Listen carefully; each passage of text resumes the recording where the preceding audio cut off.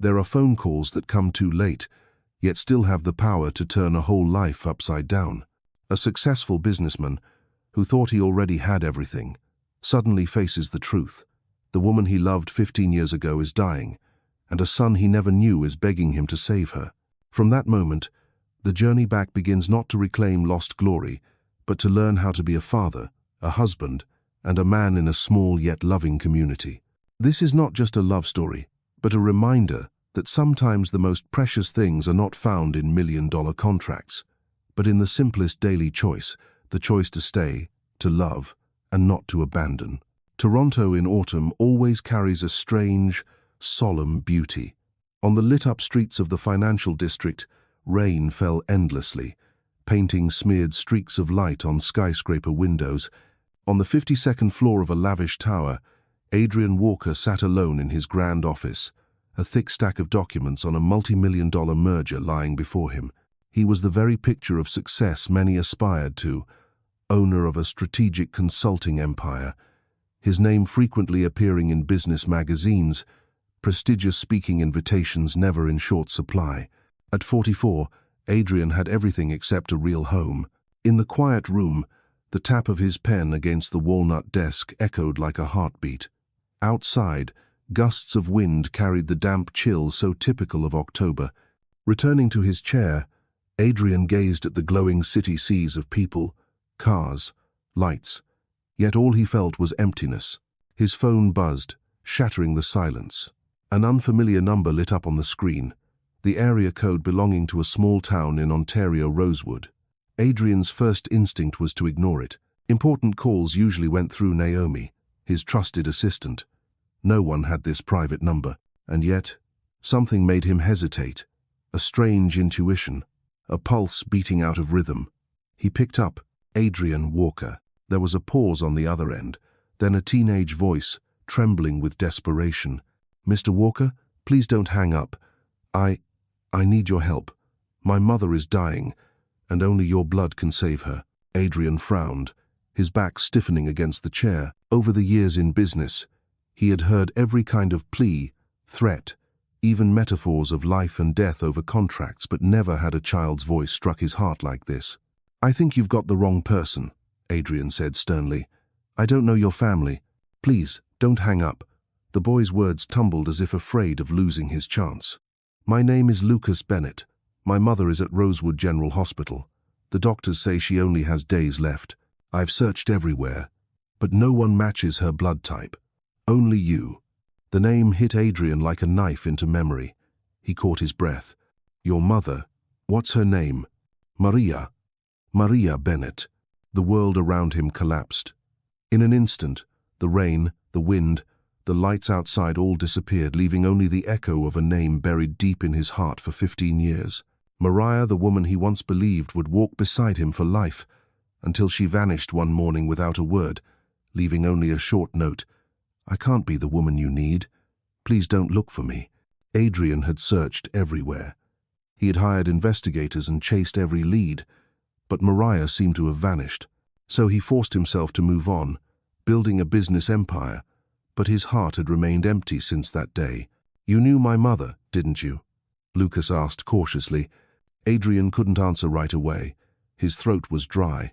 The image of a radiant young woman with warm brown skin, a smile bright as morning sun, and eyes that always carried a trace of sorrow appeared in his mind. He had whispered her name thousands of times in lonely rooms, and now that name was spoken by a child, an undeniable truth. "Yes," Adrian finally rasped. "I knew her.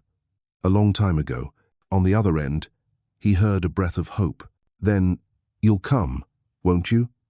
The doctors say a week at most, but I think less. Please. She means everything to me, and to my little sister. She doesn't know I called you. She still believes she has to bear this alone, but I have no other choice." Adrian shot to his feet. His pen slipped from his fingers, clattering onto the wooden floor. The merger files suddenly felt meaningless. He stared out at the storm lashing the Toronto sky and realized that never had a decision been so clear in his life. "Send me the hospital information. I'll come immediately." "Really?" Lucas's voice cracked with hope. "You'll really come? I'm leaving the office now. I'll drive to Rosewood tonight." The line went quiet for a long beat. Then the boy whispered, choked with emotion, "Thank you. Thank you." The call ended, but Adrian's heart was no longer intact. He strode to the door, leather shoes striking hard against the marble floor. On the way, he called Naomi. "Cancel all my meetings. Put every deal on hold, especially the Henderson merger. I won't be back for a few days." "But, Mr. Walker, that's the most significant contract of the year," Naomi gasped. "I don't care. Handle it or postpone. I'm leaving now." He hung up. Adrian chose his heart over his work for the first time in his career. A black BMW shot out of the garage, merging onto Toronto's sparse nighttime traffic. Rain pounded furiously against the windshield, the wipers struggling to keep pace. Streetlights reflected on the slick road, stretching into trembling streaks of gold. Inside the warm cabin, Adrian gripped the steering wheel tightly. With every mile, memories came rushing back like a film in reverse. He remembered that morning, waking to find Mariah gone, leaving only a crumpled note. He had raged, searched everywhere, then sat frozen for hours, clutching the paper until its corners tore. All these years, he had asked himself, why? What had I done wrong? Where had she gone? Had she ever been happy after leaving me? Now he knew the painful truth. She had lived in Rosewood, raising at least one child, perhaps his child, in silence. Alone, Adrian pressed the accelerator. The storm outside seemed powerless to stop him.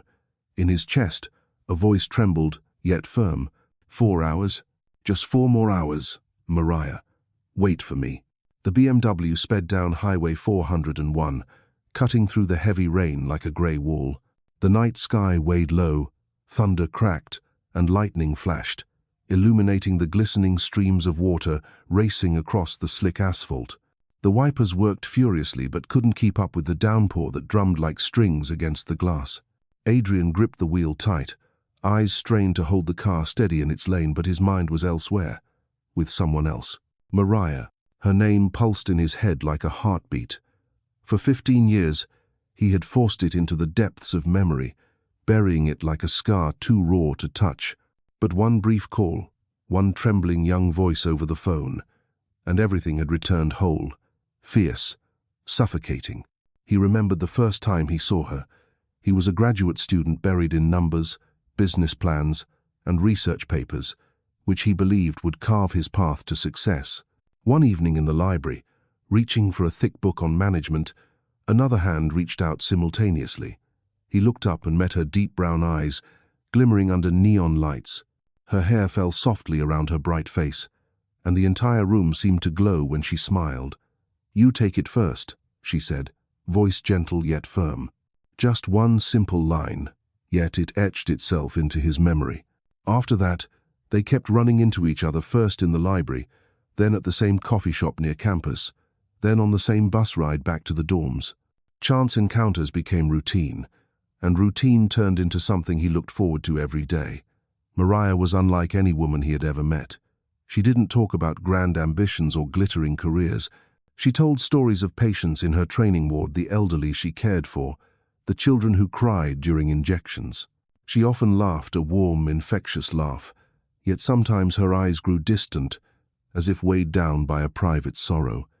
Adrian had once asked, but she only shook her head and said, "I'm fine." He remembered that summer afternoon by Lake Ontario. The wind whipped hard, waves crashing white against the shore, while she held his hand tightly, her eyes alight. "Have you ever thought about living somewhere peaceful? No business plans, no numbers, just trees, the sound of waves, and the person you love." Adrian chuckled and shook his head. "I'm not made for peace. I was born to chase more than that." Mariah fell silent, then softly sang an old song, her voice mingling with the surf, softening his heart. That night, for the first time, Adrian thought, maybe he wasn't born only to conquer, but also to love someone.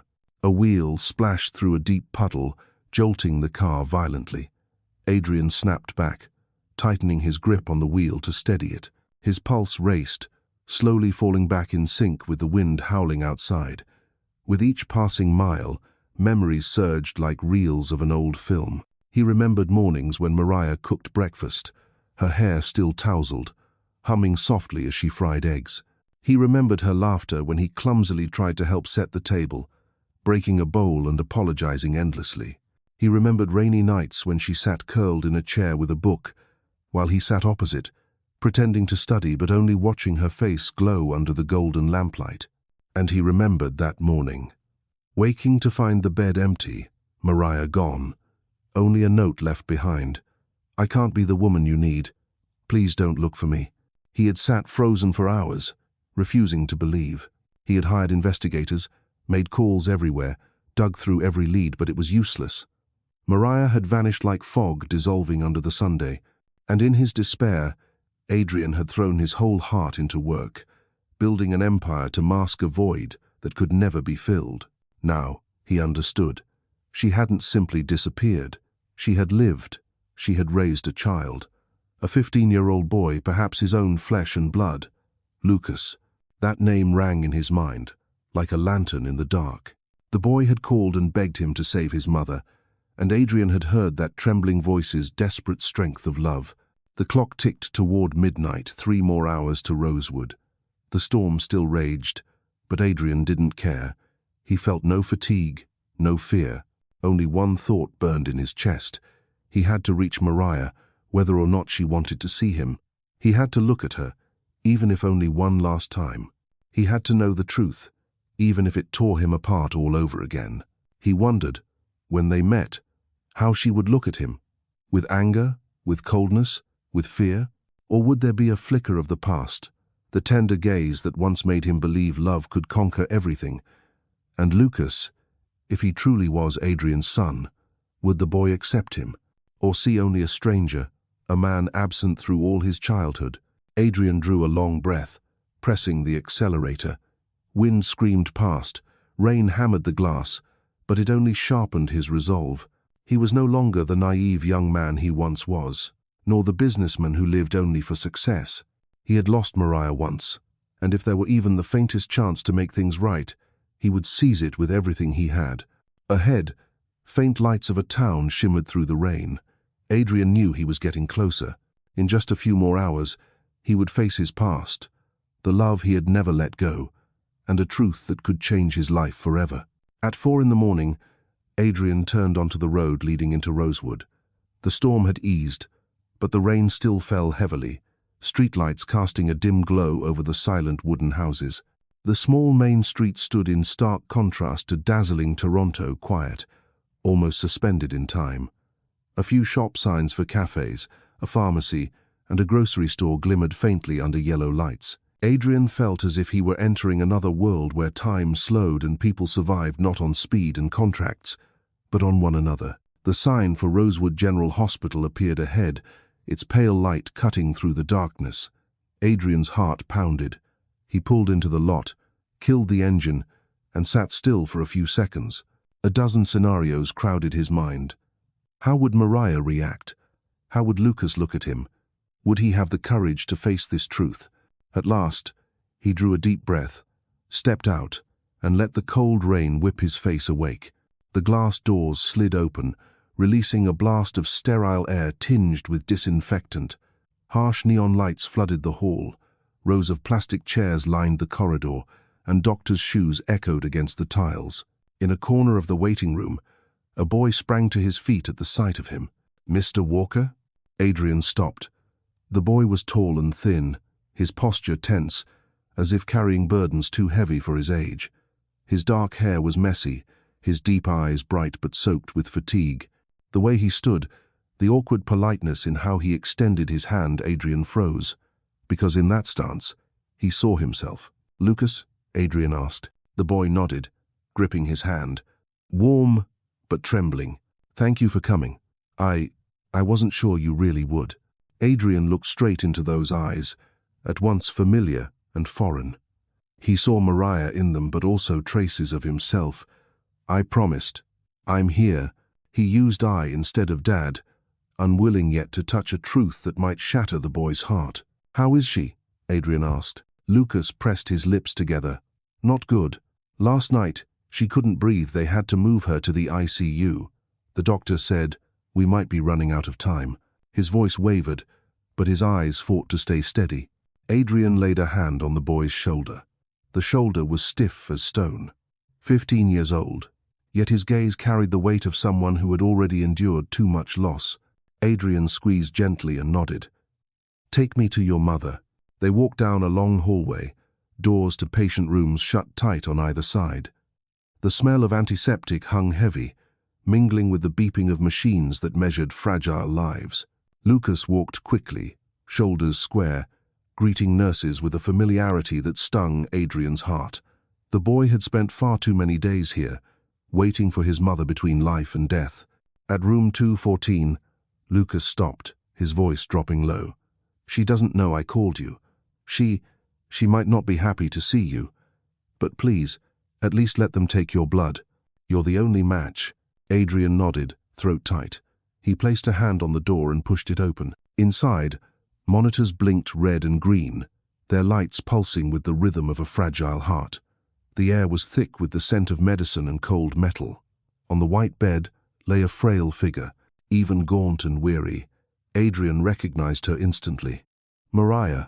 He froze, his whole body locked in place. She was different now, shorter hair, thinner face, darker skin, but her lips, her lashes trembling faintly. She was still the woman he had once loved with everything he had. Time could erode strength, but it could not erase what was etched in his heart. He stepped closer, hand trembling as he reached for hers, but he hesitated. He only stood, staring, his chest tightening painfully. Then Mariah's eyes fluttered open. At first, they were unfocused. Then recognition dawned, and her pupils shrank, her body jolted. The monitor beside her spiked wildly. "Mariah." Adrian's voice cracked as he spoke her name. She stared at him, lips parting without sound. In her eyes flickered shock, fear, and a sorrow that ran unbearably deep. Nurse Sophia rushed in, adjusting the monitors and soothing her. "Mariah, breathe. Stay calm. Slow breaths." Mariah turned her face away, refusing his gaze. Her thin hands clutched the bedrail to escape the truth that had just stormed in. Her voice, weak but firm, came out strained. I don't want him here." The words hit like a hammer. Adrian stood frozen, his hand falling limp at his side.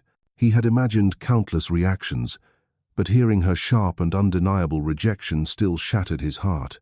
Lucas panicked. "Mom, please, listen to me. He's the only one with your blood type. If you don't accept—" "No." Mariah shook her head, eyes shut tight. "I don't want it. I don't want him." Sophia glanced at Adrian, her eyes both sympathetic and firm. "Sir, could you step outside? She's very agitated."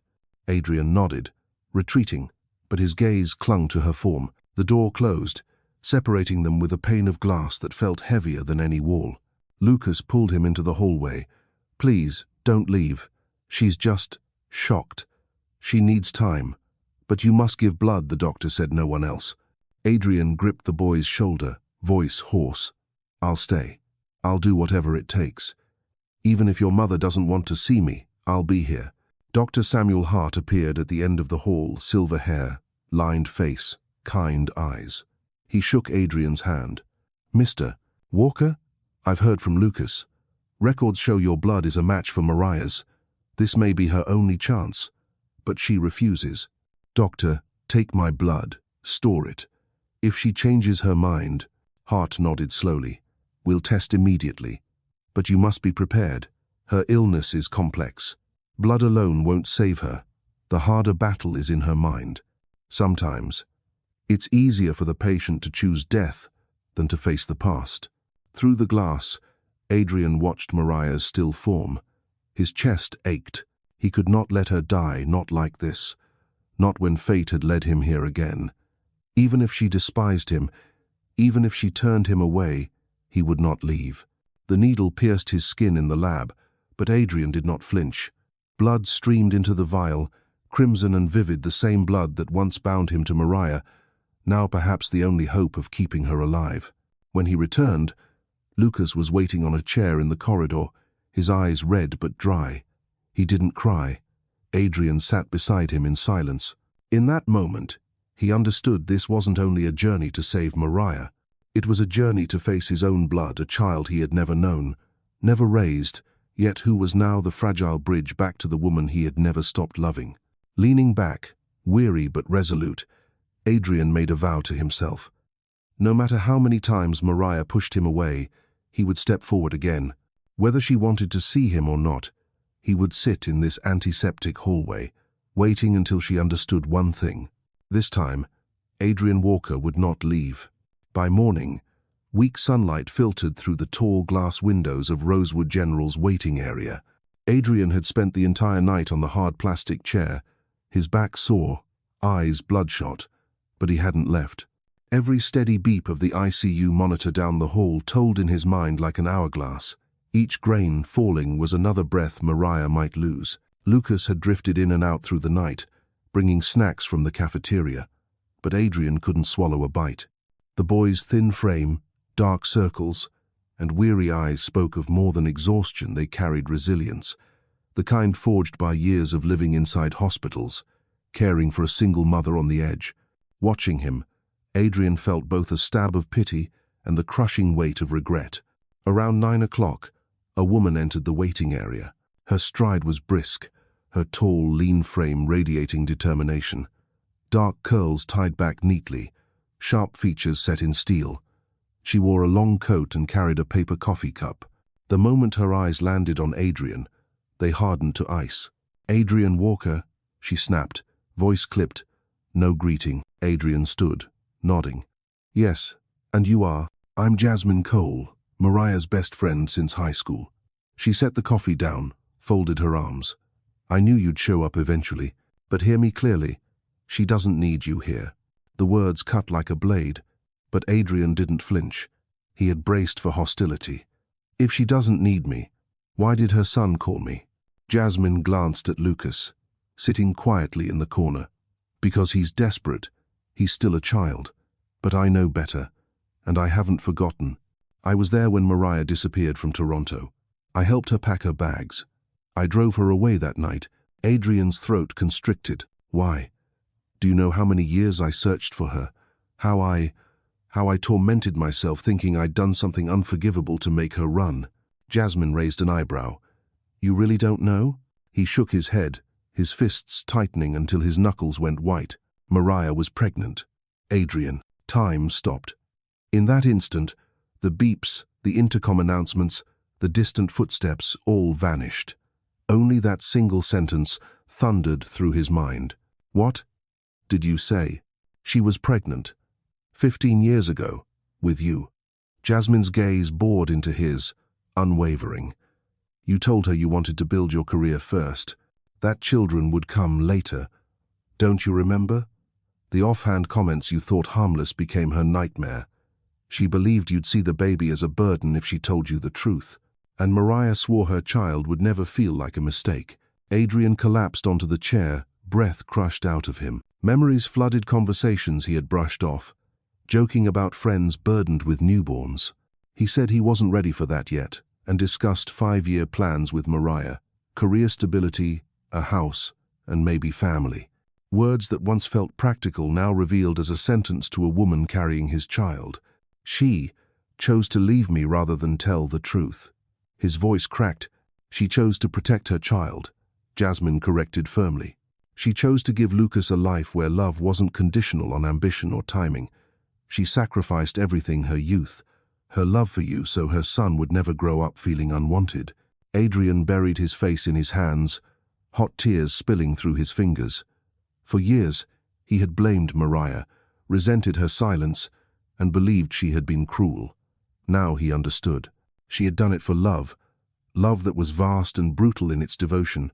Jasmine sat across from him, her tone softening but still edged. "You thought she left because she didn't love you enough? No. She loved you so much that she was willing to give you up.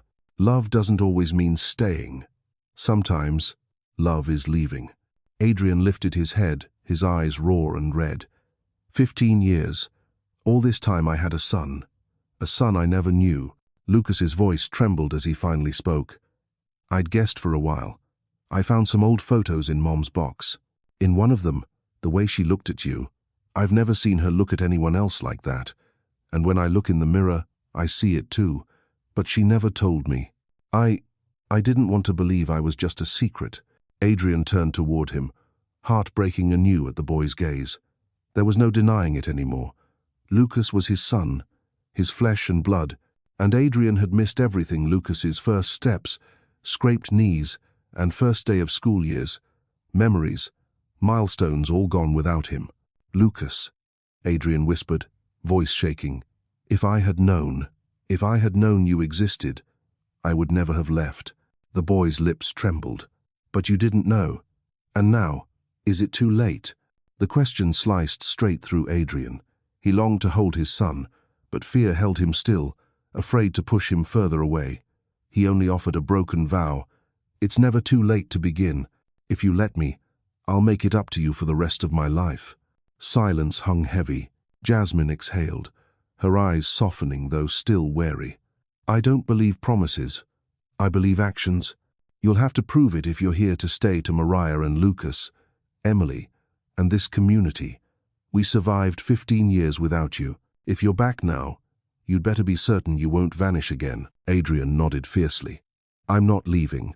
I'll stay no matter how Mariah looks at me or if she hates me. This is my family. I have no other choice. The morning sunlight streamed down the hall, gilding the sterile tiles in gold. Adrian knew that light wasn't salvation. It began a long, uneven road that would demand patience, humility, and love without conditions. He had found the truth painful, but also a chance to become the father, the man he should have been 15 years ago, and he would not let that chance slip away again. Night fell over Rosewood, the sky sprinkled with faint stars peeking through thin clouds. Adrian sat in a corner of the hospital waiting room, the pale neon light making his face look even more haggard. For years, he had spoken before rooms full of executives, signed massive contracts, and stood with the shrewdest opponents without flinching. Yet now, sitting beside a teenage boy, his heart raced wildly like a young man confessing his mistakes for the first time. Lucas opened an old fabric bag and pulled out a worn envelope. He placed it on the table and pushed it toward Adrian. I found this last year, in a box Mom kept under the bed. A letter she never sent. Adrian's hands trembled as he opened it. Inside were 2 yellowed pages, the handwriting instantly familiar. Mariah's hand, those soft, slanted lines he had once seen on countless notes stuck to the fridge. Don't forget breakfast. I bought coffee. And now, the same hand had written a farewell. Adrian, I am pregnant. I've kept this secret out of fear from hearing you say you weren't ready, from the 5-year plans that left nowhere for me. I know you love me, but your love always comes with conditions. I can't let our child feel like a burden. I'm leaving, not because I've stopped loving you, but because I love too much. Please don't look for me. The ink blurred near the end, stained by tears. Adrian set the letter down, his hand shaking. Pain surged like a tidal wave, pulling him under in a flood of regret. He wanted to scream, to rip apart those foolish words he had once spoken, but it was too late. Lucas sat still, watching him, eyes taut with unease. You see, Mom never wanted me to know this truth. She always told me my dad was a good man who couldn't stay. But as I grew, I saw more of you in me. I knew there had to be a reason. And now, his voice faltered. Adrian covered his face, then lowered his hands, meeting his son's gaze. Lucas, I didn't know. I swear, I would never have left you and your mother alone if I had known. I searched for her, but every trace was gone. I thought I'd been abandoned. But the truth is, I was the one who abandoned you, even without knowing it. Lucas bit his lip, his eyes glistening under the harsh light. If you had known, would you have accepted it? Would you have given up your career and plans to stay with Mom and me? The question cut deep. Adrian fell silent for a long time. He remembered the man he had been 15 years ago, ambitious, rigid, certain he could map life with timetables and strategies. Perhaps he would have panicked, tried to force Mariah into his mold, and treated the baby as an unexpected adjustment to be managed. He drew a breath, then answered honestly, "Back then, maybe I wasn't ready, But I would have learned to be ready if I'd known about you. Because you're part of me, the best part I never wanted to lose." Lucas turned away, but Adrian saw his shoulders trembling. He didn't dare reach out, didn't dare embrace him, only sat close, letting silence speak. After a while, Lucas pulled another item from his bag, a photograph. It was an old snapshot of two young people at a college football game. In an oversized hood, Mariah laughed, brightening at the young man beside her. Adrian recognized himself instantly, his arm around her, his gaze brimming with joy. He remembered that day, the victory, the long walk around campus afterward, and the thought that he needed nothing else but her. Lucas placed the photo in his hand. "I've kept this, because in Mom's eyes, you were happiness. Even if she never said it, I could see it." Adrian's fingers brushed Mariah's face in the photo, his eyes burning. "I was a fool. I thought I lost her because she didn't love me enough. But the truth is, I lost her because she loved too much, and I lost my son." He looked up, voice shaking. "Lucas, give me a chance, not to erase 15 years, but to begin today. Let me be your friend, your father, whatever you need." Lucas studied him, torn between doubt and hope. Finally, he whispered, "All right, but you have to stay, not just for a few days, not just until Mom gets better. You have to really stay." Adrian nodded hard, heart pounding. "I promise. This time, I'm not going anywhere." They sat together for a long time, saying nothing more.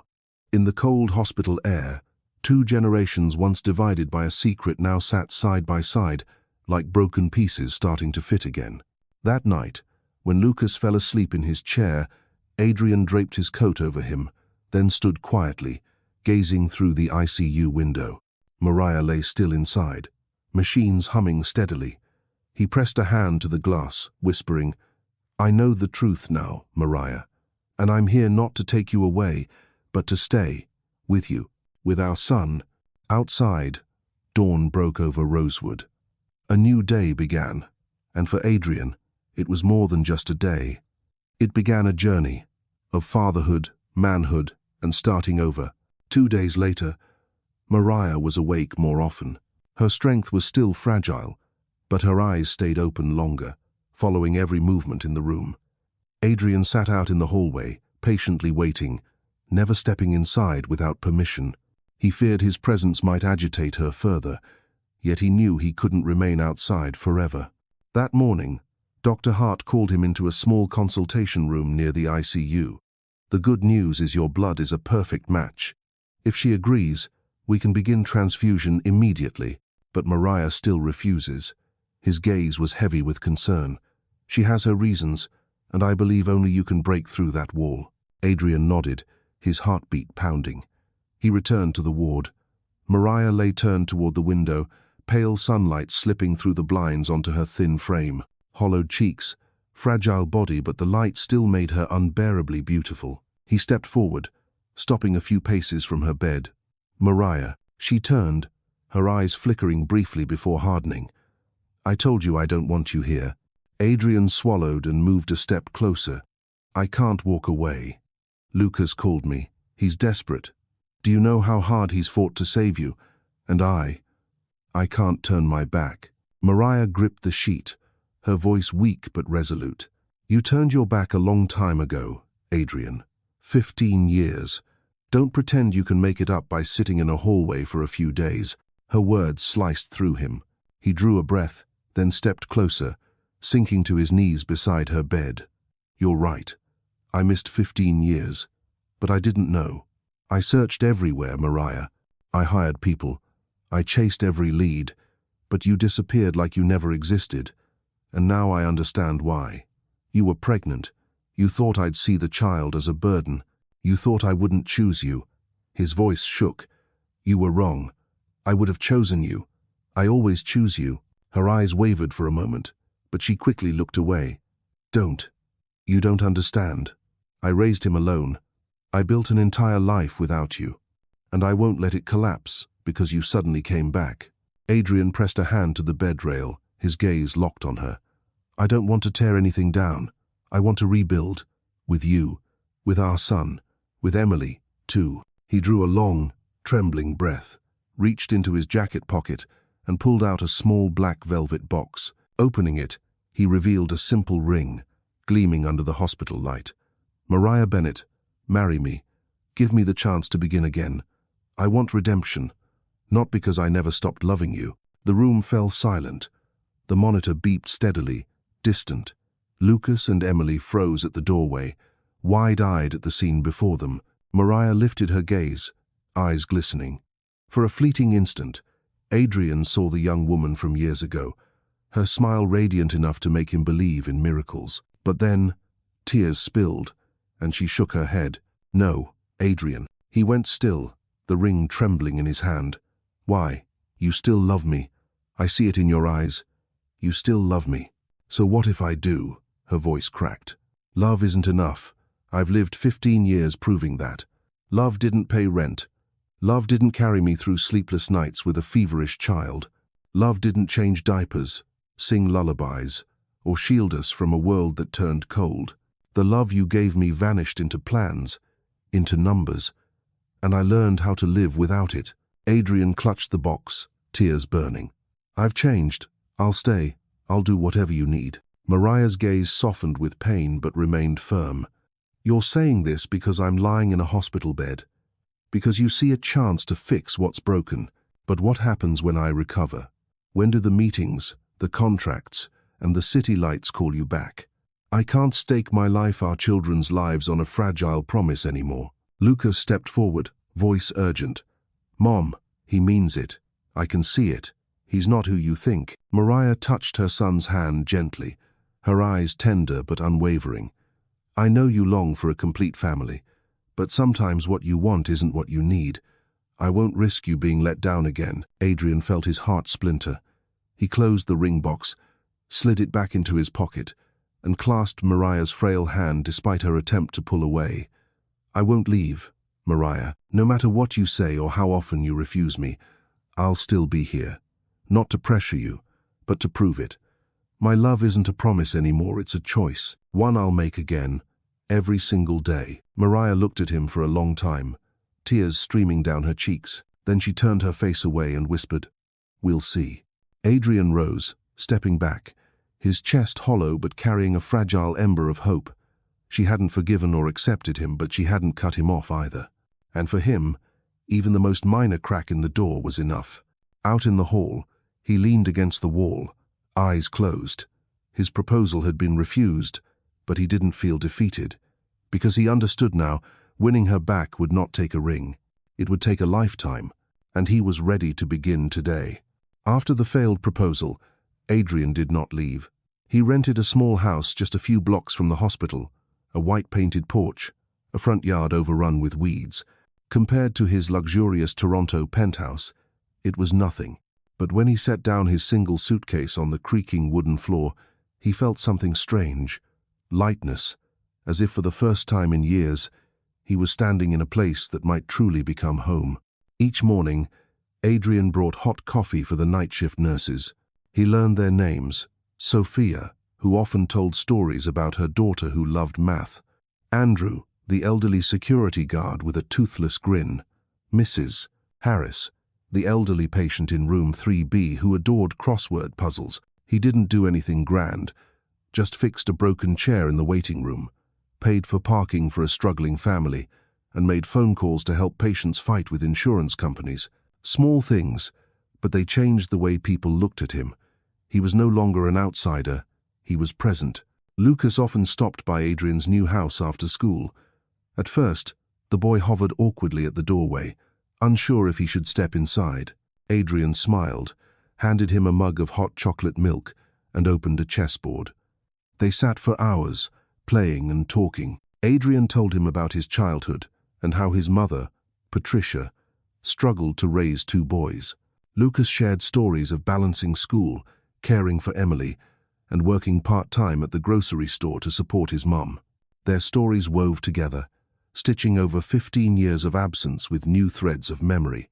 Emily, Lucas's younger sister, was slower to trust. At 13, her eyes were sharp and watchful, as if she were guarding her little family from an intruder. Once, When Adrian took them out for pizza, she looked at him squarely and said, "You don't get to hurt Mom again. If you do, I won't forgive you." Adrian stayed silent, only nodding. To him, her words were both a warning and an opportunity, a chance to be accepted, if he proved worthy. In Rosewood, people quickly noticed the stranger who was always at the hospital and often seen with the Bennett kids. Curious stares eventually softened into nods of greeting when they saw Adrian carrying groceries for an older woman or helping clean up the public library on weekends. In a small town, patience and presence were the keys to belonging. Adrian also learned to slow down. In the afternoons, he sat on the porch listening to leaves rustle. At night, he walked down the quiet street, the warm glow of streetlights spilling across wooden porches. For the first time, he didn't need to chase a crowded schedule, didn't need his phone to ring endlessly. Naomi still called from Toronto, worried about the Henderson deal unraveling, clients restless. Adrian's reply was calm. "You can handle it. Please put it on hold. I'm staying here." And he wasn't afraid to miss a deal for the first time. Mariah still kept her distance. Her body stiffened whenever Adrian entered her room, though she no longer drove him away. She allowed him to sit by the window, quietly reading the newspaper, sometimes exchanging a few words. She saw him bring porridge, coax Emily to eat, and gently cover Lucas with a blanket when he fell asleep in the chair. She said nothing, but her eyes softened briefly, fleetingly. One afternoon, Mariah's brother Marcus came to Adrian's house. A broad-shouldered man with the same brown eyes as his sister, he folded his arms, scrutinizing Adrian. "I don't know what you're planning," Marcus said, "but I won't let my sister be hurt again. You say you're staying, then prove it. Not with promises. With actions that show you belong here." Adrian nodded, offering no defense. "I don't expect you to believe me right away. Just watch. I won't leave." Marcus stayed silent, then gave a slight nod, the faintest sign of recognition. In the weeks that followed, Adrian threw himself into community life. He helped the high school run a small basketball tournament, volunteering as an assistant coach because Lucas was on the team.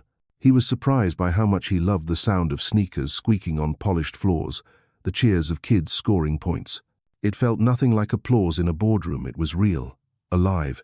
At night, he tutored Emily in math, patiently working through each problem, remembering the joy of his mother teaching him. One evening, Emily studied him closely before asking, "Do you miss your old job in the city?" Adrian smiled.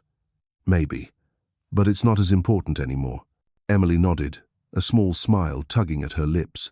It was the first time her guard dropped. Another night, when Mariah was stronger, Adrian stood outside the hospital porch and saw her in a wheelchair by the window, gazing at the moonlight.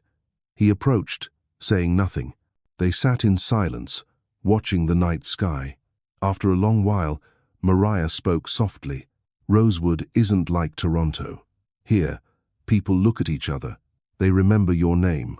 If you're going to stay, you must be part of this place, not just a passerby." Adrian turned, his gaze steady. "I know, and I'm learning, one day at a time." Mariah closed her eyes, not replying. But in her silence, Adrian heard a signal. She was beginning to believe he might truly stay. The maples turned red and gold when autumn deepened, painting the town in fire. Adrian raked leaves with Lucas and Emily, then baked pies together in the tiny rented kitchen. Their laughter filled the house, warming his chest like no contract. He realized happiness didn't lie in multi-million-dollar deals, but in small moments. A shared meal, an afternoon in the yard, an unexpected hug. That night, after the kids had fallen asleep, Adrian sat alone and typed a long email to Naomi. "Sell some shares if you must. I'm not leaving Rosewood. This is the life I've chosen." He pressed send, closed his laptop, and felt lighter than ever. Mariah wasn't ready to accept him yet. But Adrian knew. Love wasn't a hasty promise. It was patience. He would prove it with every day he stayed, by becoming part of Rosewood, part of this family for however long it took. And for the first time in 15 years, he felt truly alive. November painted Rosewood in radiant shades of red, orange, and gold. The townspeople bustled with preparations for the autumn festival, the year's biggest event. Stalls filled the square, apple pies, cotton candy, roasted corn, while the main stage was reserved for the local band. Paper lanterns lined the walkways, lighting the entire town with a warm glow. Adrian had never attended a festival like this. In Toronto, his events had always been tied to gowns and tuxedos, fine wine, and speeches about profits. But here, everything was simple, overflowing with joy. When Lucas tugged him over to a stall serving hot cider, Adrian didn't refuse, and that was where he saw Mariah. She had been out of the hospital for a few weeks, her health slowly returning. Her short hair framed her face, and her smile greeted everyone who passed. She was running the cider booth with the nurses from the hospital. When she spotted Adrian, she froze for a heartbeat, then steadied herself. "Can you help? We're swamped." Adrian nodded, tied on an apron, and ladled steaming cider into cups. Amid the chatter and laughter, his eyes met Mariah's. They weren't cold anymore. They held a flicker of hesitation, a faint acknowledgement. He's really here. He belongs in this crowd. They worked side by side all afternoon. Adrian was stunned by how many people came to greet her and thank her for saving them or their loved ones. An old woman clutched her hand, eyes brimming. "If it weren't for you, I'd have lost my husband. Thank you." A young father lifted his baby proudly. "Mariah's the best nurse. She stayed with my wife through the hardest labor." Adrian stood in silence, struck. He had always known Mariah was strong, but only now did he see. She hadn't just survived after leaving him. She had built a life full of meaning. She didn't need him to shine. She was the light for others. By sunset, lanterns glowed across the square. The band struck a slow tune, and couples began stepping out hand in hand, spinning gently under the golden light. Adrian wiped his hands and walked over to Mariah. "Dance with me?" he asked, holding out his hand. She hesitated. "It's been so long. Just one dance. No strings, no promises. To remember." Mariah looked at him momentarily, then placed her hand in his. They joined the others in the square. Under the lanterns, to the music's soft sway, Adrian held her lightly, not too tight or loose. Mariah rested her head briefly on his shoulder, eyes closed. For Adrian, that moment was eternity. "Do you remember our last dance?" he whispered. Mariah smiled faintly. "At your graduation, the song wasn't good, and you sang along completely off-key. I sang just to make you laugh, and I did. A lot." They fell into silence, letting the music carry them. As the song neared its end, Adrian felt a determination rise that he could no longer hold back. He stepped back half a pace and looked into her eyes. "Mariah, I asked you once, and you refused. I understand why. But tonight, here, where you belong, I want to ask again. Not to pressure you, but so you know I'm serious." He pulled a small velvet box from his pocket, opening it. The diamond caught the lantern light, sparkling in the night. "Marry me, not because of who we once were, but because I choose to love you now in our lives." The square was still alive with laughter, but the world seemed to fall away for them. Mariah looked at the ring, then at Adrian. Her eyes brimmed with storm, fear, longing, doubt and love that had never died. "You make it sound so easy," she whispered. "But being your wife means believing you'll stay when old temptations return. Believing you won't walk away when this life feels too small, too quiet compared to the city. Believing my children won't lose you again. And I can't believe that yet." Her voice broke, tears slipping down her cheeks. Adrian gripped her hand. "I know you need time. I'll wait. But I can't leave this unsaid. You are my home, not Toronto, not million-dollar deals. You, Lucas, Emily, ring or no ring, I've already chosen." Mariah slid her hand from his, closed the box, and placed it back in his palm. "You've changed. I see that. But a few months of change don't prove anything. If you've truly chosen this place, you need to live it. Not for me. Not to win me back, but because it's what you want. When you know that for certain, then ask me again." Adrian lowered his head and slipped the ring away. His heart ached, but unlike before, he felt no despair. Because in her refusal, there was an opening. She hadn't shut the door, she was leaving it ajar, waiting for proof. Later that night, when the festival ended, Adrian walked Mariah home. She sat on the porch, wrapped in a blanket, while he lingered on the steps. "Good night," he said softly. Mariah looked at him for a long moment. "Don't disappoint me, Adrian." He smiled gently, nodding. "I won't." As he walked away, his heart glowed. He hadn't received the answer he longed for, but for the first time, he saw the truth. His journey wasn't about winning a yes. It was about becoming the man she could trust, and he was ready to walk that road to the end. Mornings in Rosewood always began slowly. Sunlight filtered through rows of red and gold maples, and birdsong mingled with the rare sound of cars on the main road. Adrian had grown used to this rhythm, which was so different from the rush of Toronto. He took Lucas to basketball practice each morning, then walked Emily to school. Small things, yet now they mattered more to him than any meeting. But one phone call shattered that peace. His phone buzzed in his pocket as he stood on the court, the ball still rolling across the polished wood. He almost ignored it, but Lucas's curious gaze made him hesitate. He answered, "Adrian, it's Jonathan Morrison." The voice on the other end was hurried, almost breathless. "I need to tell you right away. Our competitor just got hit with a massive data scandal. This is the golden chance. If you come back, we can close a deal worth hundreds of millions. This could shift the entire tech market in North America. I'm talking about numbers bigger than the Henderson deal you dropped." Adrian fell silent. The ball slipped from Lucas's hands, bouncing hollowly on the court. The boy stared at him, waiting. Jonathan pressed on. "But there's a condition. You'd have to run it from Silicon Valley for at least 2 years. We need you there, at the center. Adrian, this is the deal of a lifetime. If you let it go, you'll regret it forever." Adrian drew a deep breath. He saw the man he once was, the one who leapt on a plane at every opportunity, who treated every contract like life and death. Then he looked at Lucas and saw the boy's anxious, searching eyes. "I'm not interested, Jonathan," Adrian said slowly. "I'm not going anywhere." The line went silent.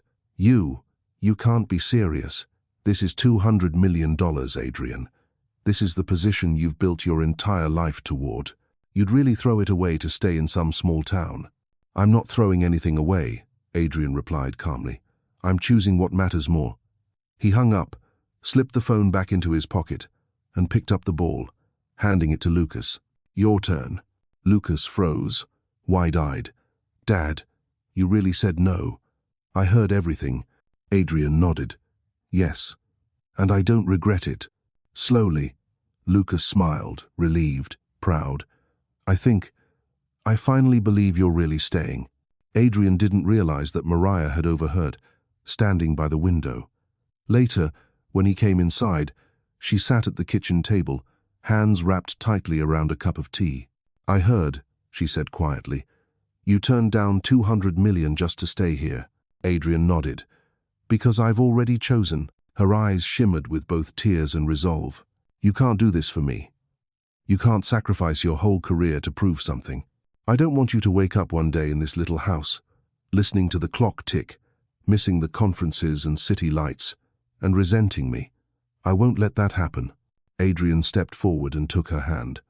"Mariah, I spent half a lifetime chasing all of that and ended up empty. Here, with you, with the kids, I finally feel alive. There's nothing to regret." But she shook her head. "You can't be sure. Only time will tell, and I can't risk it. Not when Lucas and Emily already trust you. If you change your mind, I won't just get hurt. It'll be them. I can't let that happen." Adrian fell silent.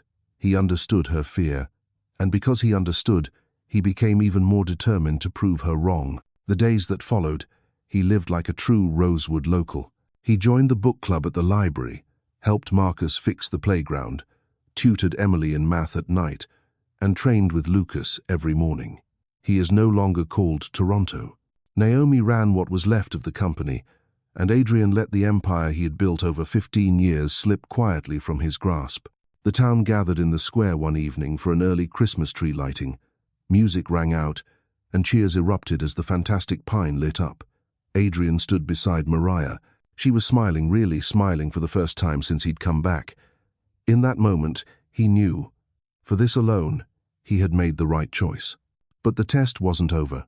Days later, his sister Winona called from Chicago. "Adrian, have you lost your mind? Akachita told me you turned down the biggest deal of your life. You're throwing everything away for some old flame? A woman who left you 15 years ago?" Adrian clenched his jaw. "You don't understand. This isn't an old flame. This is my family. Lucas is my son, you never knew I had one. Emily is my daughter in every way that matters. And Mariah is the woman I've always loved." Winona scoffed. "Family? You think you can make up 15 years in a few months in some small town? You'll regret this, Adrian. One morning you'll wake up, realize you threw away your shot at greatness for a delusion of small-town happiness." Adrian hung up, but her words echoed, and he knew Mariah feared the same. That night, he sat on his porch, watching Mariah's house. Lucas at his desk, Emily at the piano, Mariah moving about the kitchen, her shadow cast on the curtain. Ordinary, and the most beautiful sight he had ever known.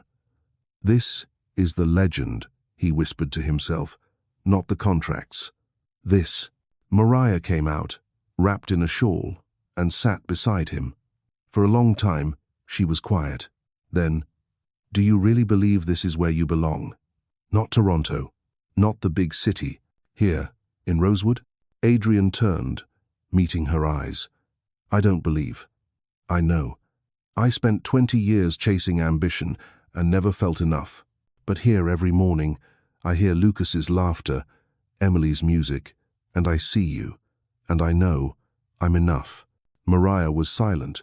A gust of wind blew, maple leaves tumbling at their feet. She clutched her shawl, but for the first time, she didn't pull away when Adrian touched her hand. That night, returning to his rented house, Adrian carried a certainty in his chest. He was on the right path, but he also knew the journey to prove it wasn't over. The final test was yet to come. It arrived sooner than he expected. One foggy morning in late December, Adrian was helping Lucas tighten his shoelaces for practice in the garage when his phone rang a Toronto hospital. "Mr. Walker, this is Dr. Martinez at City General. Your mother, Patricia Walker, suffered a severe stroke. She's critical. You should come at once." The phone slipped from his hand. Lucas looked up, alarmed. "What's wrong, Dad?" "My mother. Your grandmother. She's in critical condition." Lucas jumped up. "Then let's go. I'll come with you." Adrian shook his head, heartbreaking. "No. You need to stay with your mom and Emily. I'll go, but I'll come back. I promise." Within minutes, he was driving through fog toward Toronto. Every mile felt stolen from him. His mother's face filled his mind, the strong woman who had raised him, and Winona, who had worked herself ragged to give them a chance. She had been the one who encouraged him to pursue Mariah back then, the one who cried when she vanished. At the hospital, Patricia lay still, tubes everywhere. Winona was already there, face hard but eyes red. "Where have you been all this time?" she demanded. "Mom's been asking for you for weeks, but you were too busy playing house in Rosewood." Adrian gripped his mother's hand, voice trembling. "You don't understand. I found Mariah. I have a son, Lucas, and a daughter I've chosen as my own. Mom knew, she told me once over the phone. She supported me." Winona glared, torn between disbelief and anger. "She's dying, Adrian. And you're talking about some family you just stumbled back into after 15 years. You've lost it." Adrian didn't argue. He leaned close and whispered to his mother, "I found them, Mom. I won't lose them again.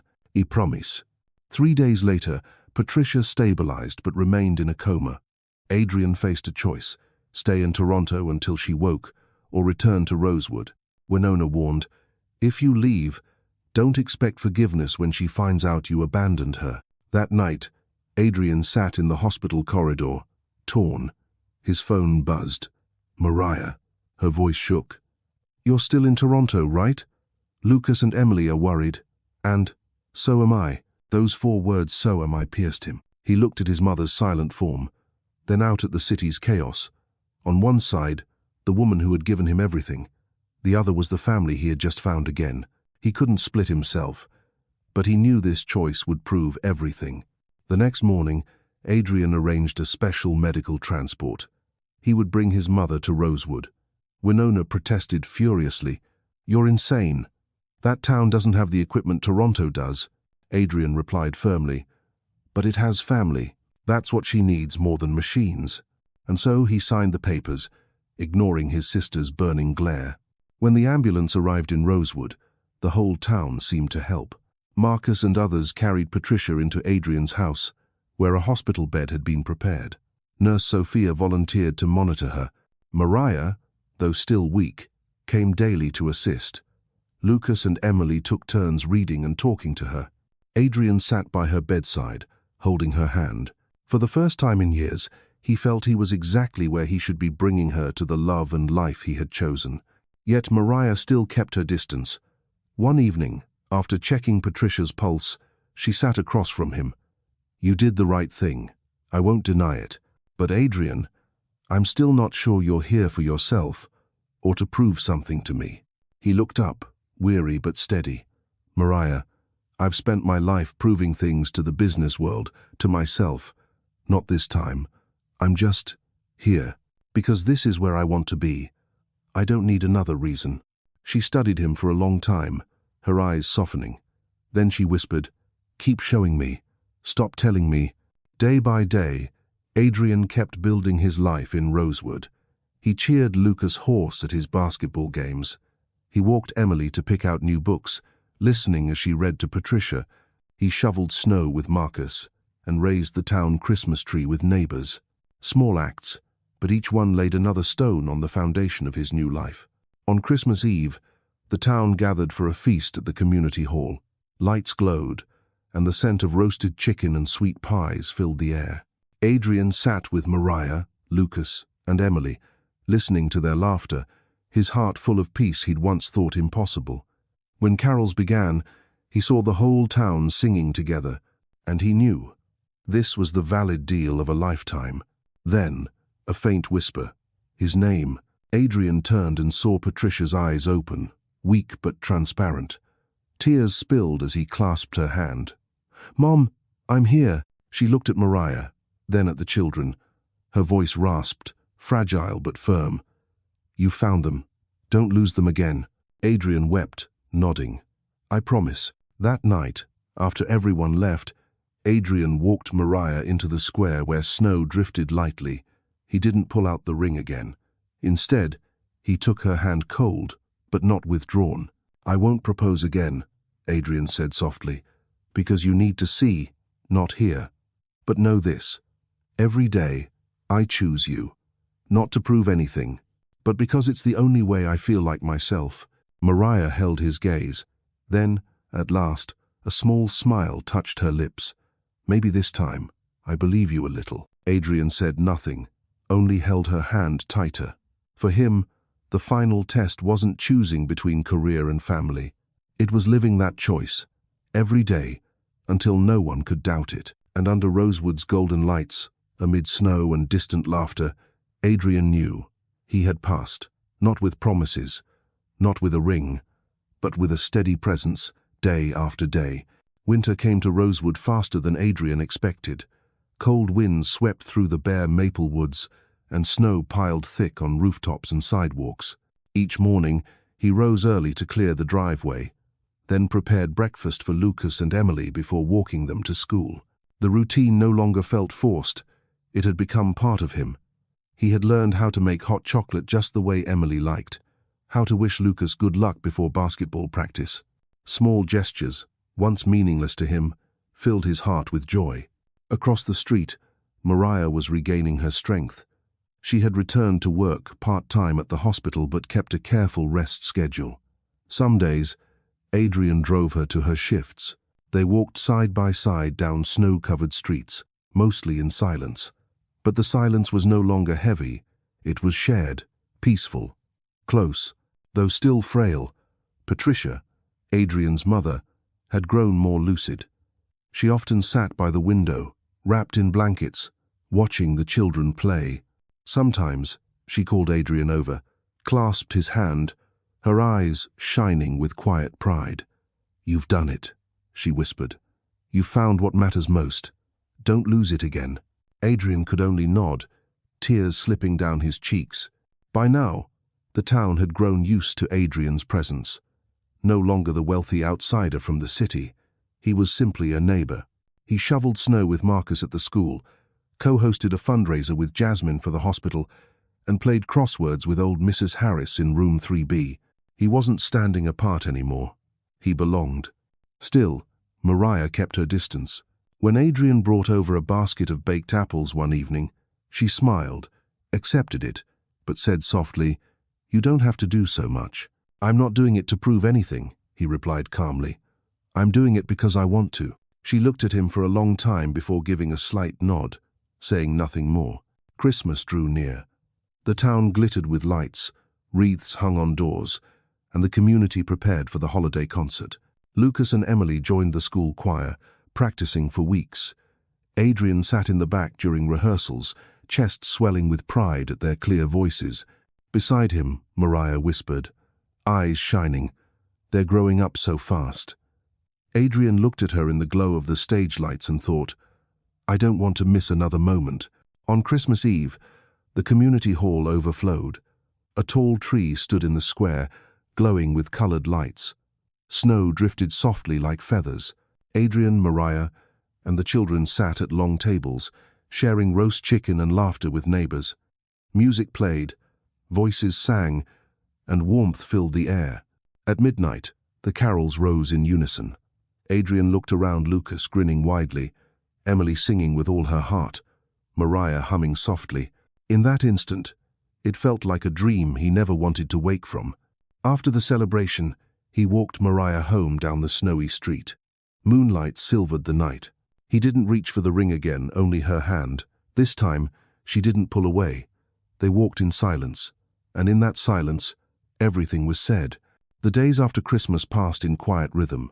Adrian helped Lucas prepare for exams and listened to Emily share her dream of becoming a musician. He accompanied Mariah to her checkups and strolled by the frozen lake.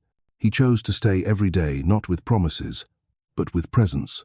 One evening, at sunset, Mariah called him over. She sat in the living room, holding a small box. Adrian sat across from her, heartbeat quickening.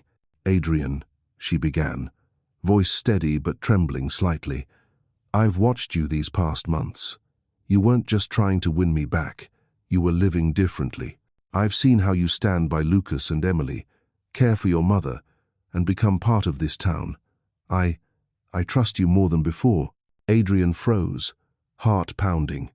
"Mariah," she opened the box. Inside lay a simple silver ring. "You proposed to me twice. I refused because I couldn't believe it yet. But now, I want to ask you, will you marry me? Not to make up for the past, but to build a new life together." Adrian's eyes flooded. He nodded, voice breaking. "Yes." 1,000 times, yes. Through her own tears, Mariah smiled, sliding the ring onto his finger. "This time, I'm the one proposing, because I need us to start equal, not from guilt but choice." Adrian pulled her close, warmth surging through him. This promise was not born of desperation, but of conviction. Outside, snow fell softly. In the small Rosewood home, two hearts once lost found each other again without fear, without doubt. Adrian whispered, "I'm home, Mariah, and I won't leave this time."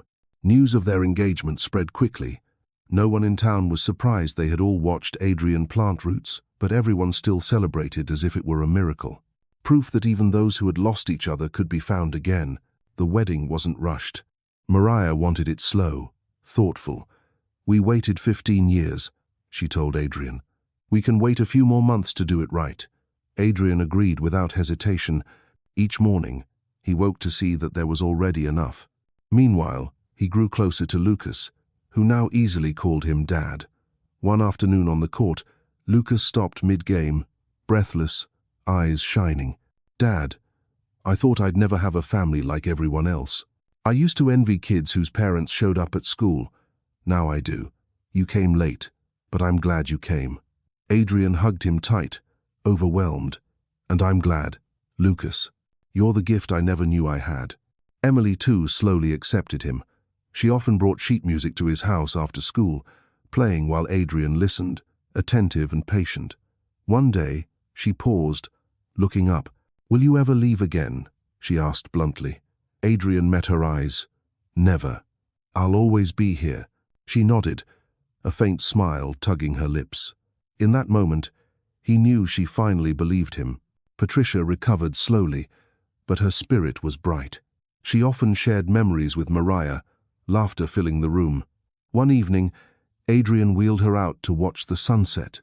"Son," she said softly, "I used to worry you'd live a life full of success, but empty of love. I don't worry anymore. You've found home." Adrian squeezed her hand, tears in his eyes. "Yes, Mom. I'm home." By spring, the whole town was prepared for the wedding. Marcus built an archway of pine wood. Jasmine organized the bakers. Children made paper lanterns to hang across the hall. It was not just Adrian and Mariah's wedding, but Rosewood's. The ceremony took place at the community center. The sky was clear, blossoms blooming on white trees. The guests were the entire town, no one left out. In a crisp suit, Lucas proudly walked his mother down the aisle. In a pale blue dress, Emily carried flowers, both bridesmaid and ring-bearer. Patricia sat in the front row, eyes wet, smile radiant. Adrian waited, heart racing. When Mariah entered in a simple ivory gown, her smile hesitant, yet glowing, everything else disappeared. There was only her. The officiant spoke simple words, and then it was their turn. Adrian clasped her hands, voice steady. "15 years ago, I lost you because I thought I needed other things. Today, before you, our children, my mother, and this town, I vow never to choose anything but you. Every day, I will choose you. Always." Mariah wept, nodding. "I once thought love wasn't enough. I thought we couldn't find our way back. But you showed me love can last when it's chosen every day. I vow I won't walk away again. I choose you, today and forever." As they exchanged rings, the hall erupted in applause and cheers. Lucas and Emily wrapped their arms around them, 4 hearts bound as one. Patricia wiped her tears, whispering, "This is what family truly island." The celebration lasted late into the night. Lanterns glowed, music filled the square. Adrian and Mariah danced under the lights, laughter in their eyes, no fear left, no hesitation. Later, when the guests had gone, Adrian and Mariah walked hand in hand down a moonlit street. He stopped and whispered, "Mariah, I asked you twice, and you refused. The third time, you asked me. Tonight, I want to say, thank you for waiting long enough for me to become the man you deserved." She smiled, resting her head on his shoulder. "I wasn't waiting. I was living. You just found your way back. What matters is we're walking forward now, no more missed chances."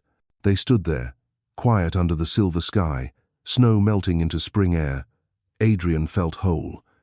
After years of wandering, he was finally home, not in a place, but in the people he loved.